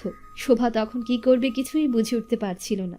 সে শাওন আর বৃষ্টির সাথে দেখা করে তারা কিছু বলছে না, চুপচাপ বসে আছে। শোভা তখন শাওনের সামনে দাঁড়িয়ে বলল, শাওন, আমি জানি তুই সব কিছু জানি, প্লিজ আমাকে বল, আমি অন্তরকে ছাড়া বাঁচবো না। অন্তর কোথায় গেল? ও কেন ফোন রিসিভ করছে না? প্লিজ আমাকে বল, আমি মরে যাব। আমি কিন্তু আত্মহত্যা করব তোমরা যদি আমাকে সত্যি কথা না বলো। বৃষ্টি তখন দৌড়ে গিয়ে শোভাকে জড়িয়ে ধরে। শোভা কান্নায় ভেঙে পড়ে। বৃষ্টি তখন আস্তে আস্তে বলে, অন্তর ওর পরিবারের জন্য বিদেশে চলে গেছে। তুই ওর জন্য একটু অপেক্ষা করিস দোস্ত, না হলে অন্তর মারা যাবে। অন্তর অনেক কষ্ট পেয়েছে যাওয়ার সময়, কিন্তু তুই কষ্ট পাবি তাই সামনে যায়নি। তোকে কষ্ট দিতে চায়নি বলে সে চলে গেছে, তোকে না জানিয়ে। শোভা যেন কথাটা শুনি একদম শেষ হয়ে গেছে। সে চিৎকার করে কান্না করতে লাগলো। শাওন তখন শোভাকে ধরে বসিয়ে বলল, প্লিজ শোভা, কান্না করো না। আমি জানি অন্তরের কিছুই করার ছিল না। যদি ওর সাধ্য থাকতো তাহলে কোনোদিন সে দেশের বাইরে যেত না। অবশ্য তোমাকে ছেড়ে ও কোনোদিন যেতও না। প্লিজ ওকে ভুল বোঝো না। আমি আমার বন্ধু হয়ে তোমার কাছে একটাই রিকোয়েস্ট করছি, তুমি ওকে ভুল বোঝো না। শুধু তোমার জন্য ও নিজের জীবন দিতে পারে। শাওন, ও ও এই কাজটা করতে পারলো? কেন করলো আমার সাথে এমন? ও আমাকে জানিয়ে যেতে পারতো। কিন্তু আমার পরিবারে তুমি জানো কিভাবে আমার উপর বিয়ের জন্য চাপ দিচ্ছে। এদিকে আমি অন্তরকে ছাড়া বাঁচবো না। এখন আমি কি করব? তুমি আমাকে বলে দাও। আমি আত্মহত্যা করব। আমার আর কোনো উপায় নেই বেঁচে থাকার। কি বলছিস দোস্ত? তুই আত্মহত্যা করবি মানে? তুই তোর পরিবারের পাশে থাক, বিশ্বাস কর অন্তর ফিরে আসবে। অন্তর তোকে ছাড়া বাঁচবে না, সে তোর কাছে ফিরে আসবেই, তুই কোনো টেনশন করিস না। শোভা তখন কিছু না বলে সেখান থেকে বেরিয়ে নিজের বাসায় চলে যায়। বাসায় গিয়ে রুমের দরজা অফ করে কান্না করতে থাকে। ওদিকে অন্তর বিদেশে পৌঁছিয়ে তার মাকে কল করে এবং পরের দিন থেকে সে কাজ শুরু করে। এভাবে প্রায় 2 মাস কেটে যায়। অন্তর সেখানে কাজ করছে, ওভারটাইম কাজ করছে, যাতে তার পরিবারের একটু সাহায্য হয়। পরিবারের কত টাকা খরচ করে সে এখানে এসেছে, সেই টাকাটা তাকে তুলতেই হবে। অন্তর নিজের জীবনের ঝুঁকি নিয়ে কত কাজ করে যাচ্ছে, যাতে তার পরিবারের মানুষগুলো একটু শান্তিতে থাকতে পারে। এই কয়েকদিনে শোভা একদম ধ্বংস হয়ে গেছে। তার খাওয়া নেই, ঘুম নেই, সব কিছু বন্ধ।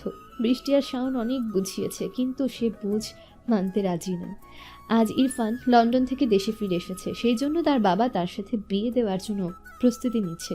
শুধু তখন শোভা তার বাবার কাছে গিয়ে তার বাবার পায়ে ধরে বলল, বাবা, তুমি আমায় বিয়ে দিও না প্লিজ। আমি অন্তরকে ছাড়া বাঁচবো না। অন্তরকে ছাড়া আর কাউকে বিয়ে করতে পারবো না। তুই কি পাগল হয়ে গেছিস? আমি আমার বন্ধুকে কথা দিয়ে ফেলেছি যে তোর সাথে তার ছেলের বিয়ে দেব, এবং তার ছেলে দেশে ফিরে এসেছে। আমার বন্ধু প্রস্তুতি নিয়ে ফেলেছে বিয়ের। এখন তোদের বিয়ে হওয়া ছাড়া আর কোনো উপায় নেই। তাই এরকম করিস না মা, বিয়েতে রাজি হয়ে যা। আমি বিয়ে করে ফেললে আমার অন্তরের কি হবে? অন্তর বিদেশে গেছে, সে হয়তো আমার জন্য অপেক্ষা করছে। সে ফিরে আসলে আমি তাকে বিয়ে করব। প্লিজ বাবা, তুমি এরকম করো না। মা, তুমি বাবাকে কিছু একটু বোঝাও প্লিজ। আমি কোনো কথা শুনতে চাই না। শোভা, তুমি প্রস্তুত নিয়ে নাও। 1 সপ্তাহের মধ্যে তোমাদের বিয়ে দেব। আর তোমাকে আমার কসম দিলাম, তুমি যদি ইরফানকে বিয়ে না করো তাহলে কিন্তু আমি নিজেই এই পৃথিবী ছেড়ে চলে যাব। ওই ছেলের জন্য তুমি কতদিন অপেক্ষা করবে? সে এখনও বিদেশে গেছে মাত্র। আর ওই ছেলের সাথে তোমার বিয়ে হলে তুমি কোনোদিন সুখী হতে পারবে না। তোমাকে আমি কোটি কোটি টাকার সম্পত্তির মধ্যে রেখেছি।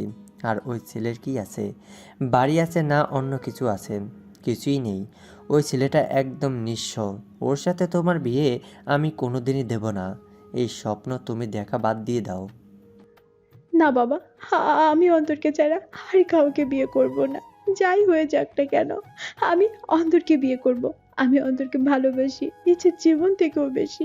তাই এসব না করে আমাকে শান্তি মতো থাকতে দাও প্লিজ বাবা। শোভার বাবা তখন রেগে গিয়ে শোভাকে একটা রুমের মধ্যে বন্দি করে রাখে এবং সেখানে তার মাকে লাগিয়ে দেয়, যাতে তার মা তার মেয়েকে পাহারা দিতে পারে। এবং শোভা ভেতরে কান্না করতে থাকে। সে আর বাঁচতে চায় না, তার বাঁচার ইচ্ছা একদম শেষ হয়ে গেছে। কিন্তু তার বাবার কথা ভেবে সে কি করবে? কেন তার সাথে এমনটা করলো? তখন সে চিৎকার করে বলল, অন্তর, তুমি কেন এমনটা করলে? তুমি কেন আমাকে ছেড়ে চলে গেলে? আমি দেখো এখন কি সমস্যায় পড়েছি। এখন আমি কি করব কিছুই বুঝতে পারছি না। প্লিজ ফিরে আসো, আমি তোমার জন্য অপেক্ষা করছি। তুমি প্লিজ আমার কাছে ফিরে আসো না। বিষণ্ণতায় অস্থির হয়ে আছে হৃদয়, নীরবতার আঘাতে যেন আরো রক্তাক্ত। অন্ধকারের ঢিল ছোড়ার মতোই খুঁজে ফিরি নিজেকে। আজকাল পুরনো সুরটাও ভালো লাগে না। জীবনের নাটকের অভিনয় মিথ্যা অভিনেতার মতো অভিনয় করে যাচ্ছি। পাওয়া না পাওয়া হিসেবে মিলাতে বড়ই অস্থির লাগে। তাই বুক ভরা দৃষ্টি দিয়ে চেয়ে আছি আকাশ পানে। ওগো, তুমি এসো, আজ যে ভালোবাসার বসন্ত। আবারও গান ধরবো তোমায় নিয়ে। কেমন করে হায় ভুলবো তোমাকে বন্ধু, তোমায় আমি ভালোবাসি। আগুন আর কতটুকুই পুড়িয়েছে আমার জীবনকে। সীমাবদ্ধ কার ক্ষয়, সীমিত বিনাশ। মানুষের মতো হার হতো নয়। আগুন সোনালি সন্ত্রাস। আগুন পুড়ালে তবুও কিছু রাখে, কিছু থাকে, হোক না ধূসর শ্যামল রঙের ছাই। মানুষ পুড়ালে কিছুই রাখে না, কিছুই থাকে না। খা খা বিরান, আমার কিছুই নেই। আমি শেষ, আমি ধ্বংস। ওদিকে অন্তর কাজে গিয়েছিল। সেইখানে এক আরবের একটা গ্লাস ভেঙে দিয়েছিল। তখন সেই লোকটা অন্তরকে অনেক মেরেছে। অন্তরের হাত কেটে গেছে, কিন্তু সে রুমে বসে থাকতে চাইছেই না।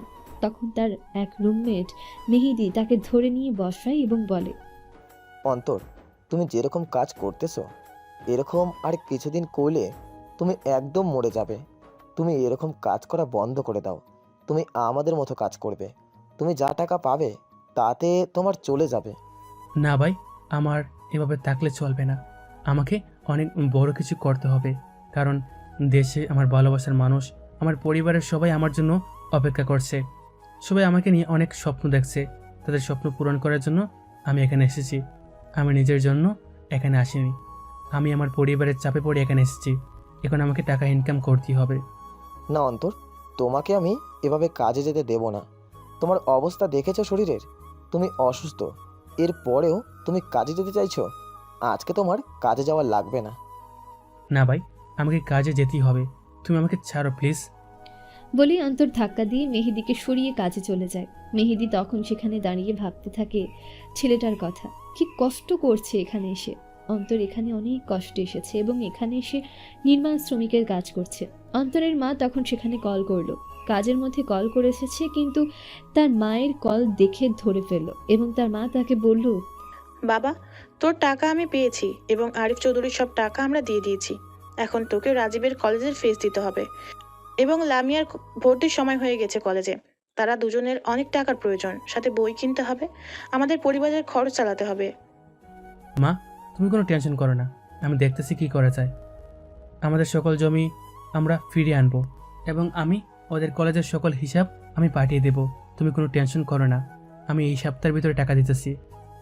ঠিক আছে বাবা, তুই সাবধানে থাকবি আর ভারী কোনো কাজ করবি না। তুই এমনিতেই তেমন শক্তিশালী নোস। তুই এরকম বড় বড় কাজ করলে অসুস্থ হয়ে পড়বি, তাই সাবধানে কাজ করবি।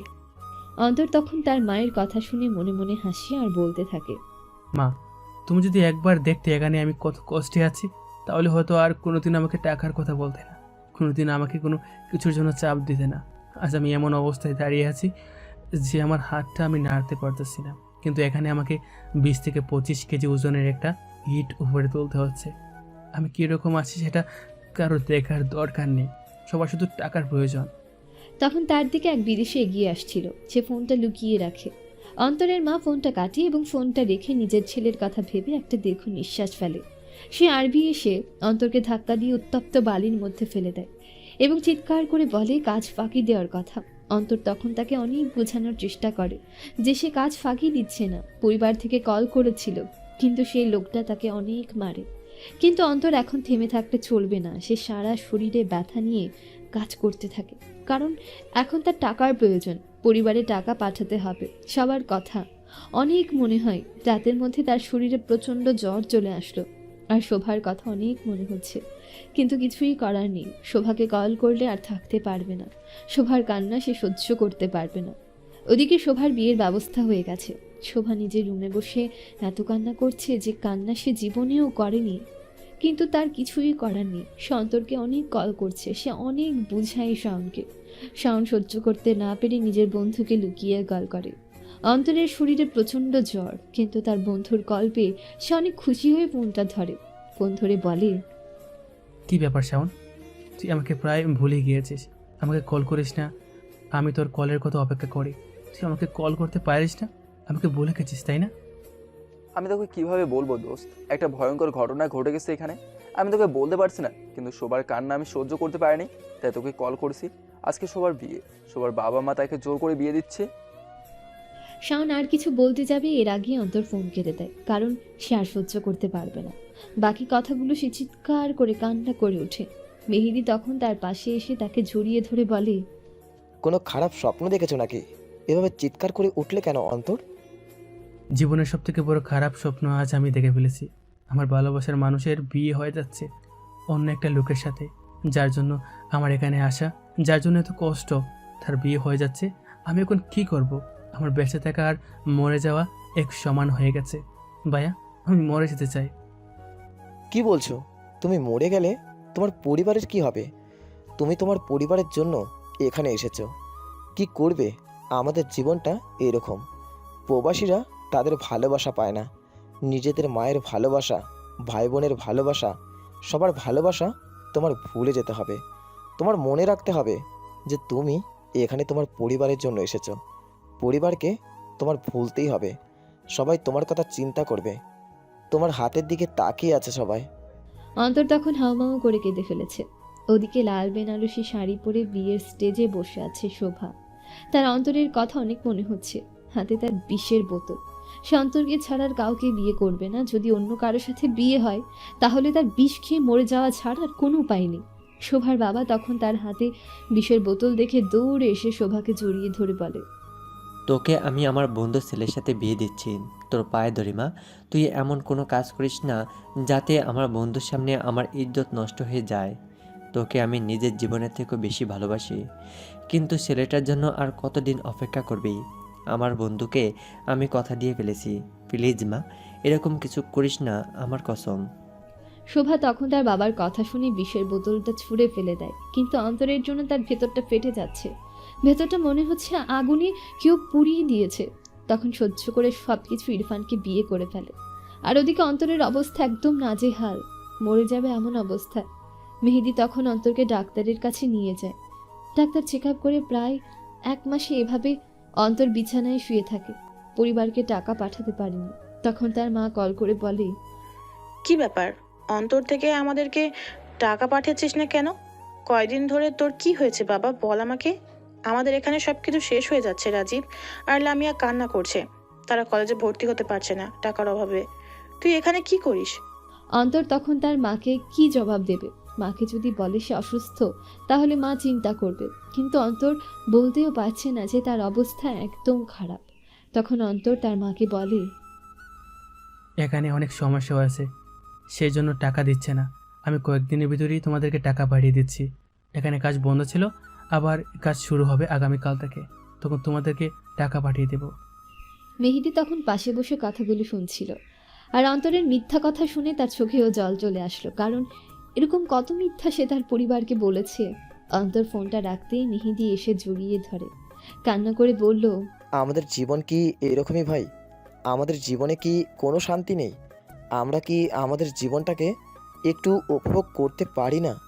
আমরা প্রবাসে এসেছি বলে সবাই কি আমাদের দিকে তাকিয়ে থাকবে? আমাদের হাতের দিকে তাকিয়ে আছে কত মানুষ। আমরা তাদেরকে সুখী করতে গিয়ে নিজেদের সুখটা বিসর্জন দিচ্ছি। আমরা কি আর করব বলো? অন্তর মেহেদিকে জড়িয়ে ধরে শুধু কান্না করে যাচ্ছে। ওদিকে বাসর ঘরে বসে আছে শোভা। তার জীবনের সবচেয়ে কঠিন রাত মনে হচ্ছে এটা। একটু পরে ইরফান রুমের মধ্যে আসে। শোভা তখনই ইরফানের দিকে তাকিয়ে কান্না করতে করতে বলে, আমি একজনকে ভালোবাসতাম, আমি তাকে ভুলতে পারছি না। আপনি প্লিজ আমার সাথে জোর করবেন না। আমি আমার বাবার কথা শুনে আপনাকে বিয়ে করেছি। আমি জানি না আপনি কীরকম, কিন্তু আপনার পায়ে ধরে বলি আমি আমার ভালোবাসার মানুষের কাছে ফিরে যেতে চাই, কিন্তু আমার বাবা আমাকে ফিরে যেতে দিচ্ছে না। আপনি প্লিজ আমার সাথে কিছু করবেন না। আমি চেষ্টা করব আপনাকে মেনে নেওয়ার। ইরফান শোভার কথা শুনে কিছু বলল না। সে চুপচাপ শোভার পাশে শুয়ে পড়ল আর শোভার দিকে তাকিয়ে বলল, এখন তাকে ভুলে যেতে হবে। এখন তোমার বিয়ে হয়ে গিয়েছে, আমিই তোমার স্বামী। আর আমাকে আর কোনো দিনও এই কথা বলবে না। আমি তোমার উপর কোনোদিন জোর খাটাবো না, কিন্তু তোমাকে এসব কিছু মেনে নিতেই হবে। কারণ তুমি যেমন তোমার বাবার কথায় বিয়ে করেছো, ঠিক তেমনি আমিও আমার বাবার কথাই বিয়ে করেছি। তাই আমাদের সব কিছু মেনে নিতে হবে। আস্তে আস্তে আমাদের মধ্যে সব ঠিক হয়ে যাবে। আমি আশা করি। শোভা তখন কিছু সাহস নিয়ে ইরফানের পাশে শুয়ে পড়ে, কারণ তার এখন সব কিছু মেনে নেওয়া উচিত। সে তার বাবার কথাই হোক বা যেভাবেই হোক, ইরফানকে যখন বিয়ে করে ফেলেছে এবং তার বাবাকে যখন কথা দিয়ে ফেলেছে, তাহলে এখন সে কিছুই করতে পারবে না। সে এখন এক অদৃশ্য শিকলে বাধা পড়ে গেছে। ওদিকে অন্তর পরের দিন হাজারো শরীরে ব্যথা নিয়ে আর অসুস্থ শরীর নিয়ে কাজে চলে যায় এবং সেখানে কাজ করে। কাজ করতে করতে 1 দিন 2 দিন করে 5টা বছর কেটে যায়। আজ তার মাকে সে কল করেছে, কল করে বলছে, মা, আমি তোমাকে একটা কথা বলি। আমি আজ দেশে ফিরে আসছি। তোমাদেরকে জানাইনি, কারণ তোমরা আমাকে আসতে দিবে না। তোমাদের শুধু টাকার প্রয়োজন। প্লিজ আমাকে আর না করো না। আমি আমার দেশের মাটিকে একটাবার দেখতে চাই। নিজের ছেলের মুখে এমন কথা শুনে অন্তরের মায়ের বুকটা ফেটে যাচ্ছে। এতদিন ধরে অন্তর শুধু দেশে আসার কথা বলতো, কিন্তু অন্তরের মা তাকে বিভিন্ন কারণ দেখিয়ে আসতে দেয়নি। তার কারণ সে তার ভাইদেরকে দেখিয়ে দিতে চায় যে তার ছেলেও পারে, সেজন্য তার ছেলেকে আসতে নিষেধ করেছে। আর এর থেকে বড় কথা হচ্ছে শোভার কথা। শাওনের কাছ থেকে অন্তরের মা শুনেছে। সে বুঝতে পারছে অন্তর ফিরে আসলে কষ্ট পাবে শোভার কথা ভেবে, তাই অন্তরের মা অন্তরকে দেশে আসতে দিচ্ছিল না, কিন্তু এখন আর না করতে পারছে না।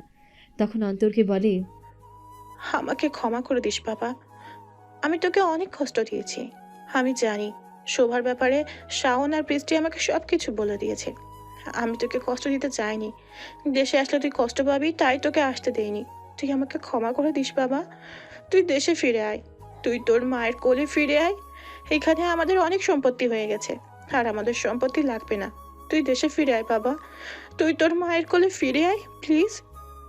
অন্তর যখন ফোনটা রেখে চিন্তা করতে থাকে সে কোথায় ছিল এবং কোথায় এসে পৌঁছেছে। এখন দেশে সে কয়েকটা গাড়ি কিনেছে, বাড়ি কিনেছে। এই 5 বছরে কত টাকা যে ইনকাম করেছে সেটা কেউ কল্পনাও করতে পারবে না। নিজের শরীরটাকে একদম লোহার কাঠের মতো বানিয়ে ফেলেছে। এখন তার আর কষ্ট হয় না, ভেতরটা ফেটে যায় না। শুধু শোভার জন্য মন খারাপ হয় না, কিন্তু বললেই কি ভালোবাসা ভুলে থাকা যায়? মানুষের জীবনের প্রথম ভালোবাসাটা থাকে মানুষের জীবনের স্বপ্নের মতো। অন্তরের ফিরে আসার পেছনে আরেকটা কারণ হচ্ছে শাওন আর বৃষ্টির বিয়ে। শাওন এখন একটা প্রাইভেট কোম্পানির ম্যানেজার। বৃষ্টিও তার বাবা মাকে বলে রাজি করিয়ে নিয়েছে। দুজনেই ভালো পরিবারের সন্তান, তাই দুজনের বিয়েতে ঝামেলা হয়নি। অন্তর তখন দেশে ফিরে আসে। আসার পর তার বোনকে দেখে অবাক হয়ে যায়। তার বোনকে কত ছোট রেখে গিয়েছিল, ইন্টার পরীক্ষার্থী একটা মেয়েকে রেখে গিয়েছিল। আজ তার বোন এক সন্তানের মা। রাজীবকে দেখে জড়িয়ে ধরে। রাজীব এখন অনার্স 3য় বর্ষের ছাত্র, অনেক বড় হয়ে গেছে তার ভাই। তখন তারা বাড়িতে ফিরে যায়। বাড়িতে গিয়ে নিজের বাড়িতে সে নিজেই অবাক হয়ে যায়। কই সেদিনের চালওয়ালা বাড়ি, আজ তার বাড়ি 3 তলা, কিন্তু শুধু একটা জিনিস নেই, সেটা হচ্ছে ভালোবাসা। সব কিছুই আছে তার জীবনে, কিন্তু ভালোবাসা নেই। অন্তর তখন 3 দিন পরে চলে যায় বৃষ্টি আর শাওনের বিয়েতে। শাওনের বিয়েতে যাওয়ার সময় বৃষ্টির জন্য উপহার নিয়ে যায়। উপহার হিসেবে সে প্রায় 3 লক্ষ টাকা দিয়ে একটা হার কিনে নিয়ে যায়, আর সাথে 5 লক্ষ টাকা দিয়ে কিনেছে একটা হীরের পাথর বসানো পাইল। কারণ সে একদিন শোভাকে কথা দিয়েছিল যে সে যদি কোনো একটা কাজ পায় তাহলে হীরার তৈরি একটা পাইল দেবে। কিন্তু শোভা তো তার হলো না। কিন্তু শোভার স্বপ্নটা সে পূরণ করতে চায়, তাই সে সেটা কিনে নিয়ে যায়। যদি বৃষ্টির বিয়েতে শোভা আসে তাহলে নিশ্চয়ই শোভার সাথে দেখা হবে। নিজের গাড়ি নিয়ে চলে যায় বৃষ্টির বিয়েতে। সেখানে গিয়ে বৃষ্টির সাথে দেখা হয়। শাওনকে অনেকদিন পর জড়িয়ে ধরেছে অন্তর। তখন বৃষ্টির হাতে তার উপহারটা দিয়ে দেয়। তখন হঠাৎ করে একটা ছেলে দৌড়ে আসে তার দিকে, এসে বলতে থাকে। একটা ছোট ছেলের মুখে এটা শুনে অন্তর পেছনে ফিরে তাকায়। সে তাকিয়ে সামনে থাকা আরেকটা মানুষকে দেখে। মানুষটাকে দেখে সে অবাক হয়ে যায়, কারণ সামনে থাকা মানুষটা শোভা। পেছনে আরেকটা লোককে দেখতে পাচ্ছে, হয়তো শোভার স্বামী। কিন্তু ছেলেটা অন্তরকে কেন বাবা বলতে চাইছে? তখন শোভা অবাক দৃষ্টিতে তাকিয়ে আছে অন্তরের দিকে। তখন ইরফান কিছুটা পেছনে চলে যায়। সে হয়তো বুঝতে পেরেছে এখন তাদেরকে কিছু সময় একা থাকতে দেওয়া উচিত। এই 5 বছরে অনেক পরিবর্তন হয়ে গেছে শোভার মধ্যে। সে এখন ইরফানের সাথে মানিয়ে নিয়েছে। অনেকটা অভিমান জমে গেছে অন্তরের প্রতি। এতদিন সে অপেক্ষা করেছে, আর অপেক্ষা নয়। সেই জন্য এখন 3 বছরের একটা ছেলে আছে, আবির তার নাম। অন্তর তখন আবিরকে জড়িয়ে ধরে কান্না করে দেয়। শোভা অন্তরের কান্না দেখে সে নিজেও কান্না করে দেয় এবং আবিরকে সেখান থেকে সরিয়ে নিয়ে যেতে চায়। তখন অন্তর বলে, শোভা, আমি আজ তোমার সামনে কিছু দাবি নিয়ে আসিনি। শুধু তোমাকে একটা জিনিস দিতে এসেছি, তুমি এই জিনিসটা আমার গ্রহণ করো প্লিজ। শোভা তখন অন্তরের দিকে করুণ দৃষ্টিতে তাকায়। অন্তর নিজের পকেট থেকে সেই পায়েলটা বের করে শোভার হাতে দেয়। শোভা পায়েলটা দেখে হাউমাউ করে কান্না করে দেয়, আবিরকে জড়িয়ে এবং সেখান থেকে দৌড়ে চলে যায়, কারণ সে এখন আর অন্তরের সামনে দাঁড়াতে পারবে না। অন্তর তখন বৃষ্টি আর শাওনের কাছ থেকে বিদায় নিয়ে সেখান থেকে চলে আসে, কারণ সেও এখন এখানে থাকতে পারবে না। বাসায় এসে কান্না করতে থাকে, দুইজন দুই দিকে কান্না করছে। এভাবেই কত ভালোবাসা চলে যায় আমাদের জীবন থেকে, কত ভালোবাসা আমাদের সামনে আসে, কত সময় আমরা দেখতে পাই ভালোবাসাগুলো, কিন্তু সেই ভালোবাসাগুলো পূর্ণতা পায় না। প্রবাসী মানুষগুলো আমাদের জীবনের জন্য কত ভূমিকা পালন করে, কিন্তু তারা কতটা সুখী আছে সেটা কি আমরা একটাবার দেখার চেষ্টা করি? আমরা হয়তো তাদের উপর অনেক চাপ সৃষ্টি করি, এটা দাও ওটা দাও, কত আবদার করি তাদের কাছে, কিন্তু তারা সেই আবদারগুলো পূরণ করতে নিজেদের সুখ বিসর্জন দেয়, নিজেদের অস্তিত্বকে তারা ধ্বংস করে দেয়। আমরা তাদেরকে সম্মান জানাই, হে ভাইরা তোমরা অনেক ভালো, তোমরা আমাদের জীবনে যত ভূমিকা রেখেছ, তোমরা আমাদের দেশের অর্থনীতিতে যতটা ভূমিকা রেখেছ, তোমাদের আমরা কি বলে ধন্যবাদ দেব সেটা আমরা ভাষায় খুঁজে পাচ্ছি না। শুধু একটা কথাই বলতে চাই, সাবধানে থাকুন, নিরাপদে থাকুন প্রিয় ভাই ও বোনেরা।